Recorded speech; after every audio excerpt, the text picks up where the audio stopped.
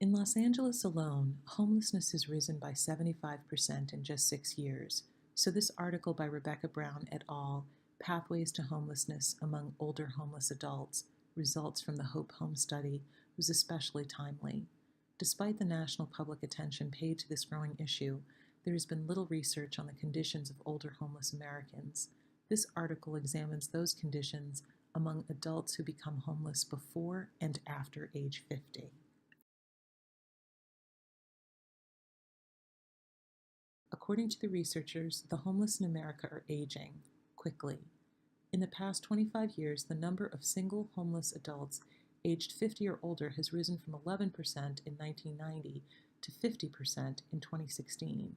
This appears to be due in part to a cohort effect among later baby boomers born between 1954 and 1963 who have an elevated risk of homelessness. Recent studies indicate that almost half of older adults become homeless after age 50. There are no surprises here. These adults are generally lower income earners who may have been employed and had housing at one point, but who had a financial or health setback that may have been brought on by a lack of access to affordable housing or limited employment options. Unfortunately, these individuals are not yet old enough to qualify for senior benefits, which activate after age 65. Between 2013 and 2014, Brown and her colleagues interviewed a group of 350 homeless adults in Oakland, California, to compare the lives of those who experienced early versus late onset homelessness. They hypothesized that early onset homelessness, that is, prior to age 50, would be more prevalent among individuals who experienced negative life events like imprisonment or who had not yet met typical milestones of young and middle adulthood that were described in Sandrock, like marriage or steady employment. The researchers presented two conceptual models that acknowledge that people experience periods of critical growth and development. A critical periods model, which suggests that a crisis during a specific period may have a lifelong impact, and an accumulated risk model, which suggests that accumulated risk factors at each stage create greater overall risk. The scope of this study focused on several key areas: sociodemographics, including age, gender, race, ethnicity, and education; life course measures, focusing on experiences during 3 periods of childhood, which is 0 to 18, young adulthood, 18 to 25, and middle adulthood, 26 to 49. Specifically, they looked at adverse childhood experiences like death or incarceration of a parent, and socio-demographic and health-related experiences, including socioeconomic attainment, mental health issues, and substance abuse. Current vulnerability measures associated with the onset of homelessness, such as chronic illnesses, PTSD, recent hallucinations, or suicide attempts.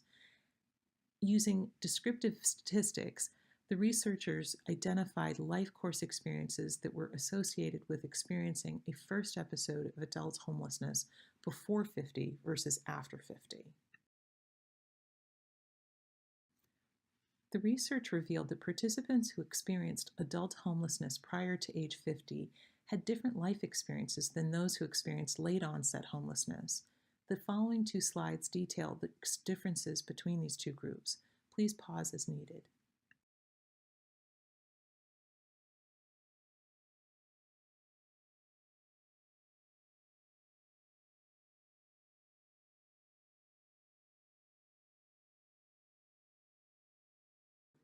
While Brown and her colleagues could not establish causality between these issues and homelessness, they did identify certain risks and bidirectional relationships between factors. For example, mental health problems may increase the risk of homelessness by limiting one's ability to maintain employment. In turn, homelessness may worsen those mental health problems.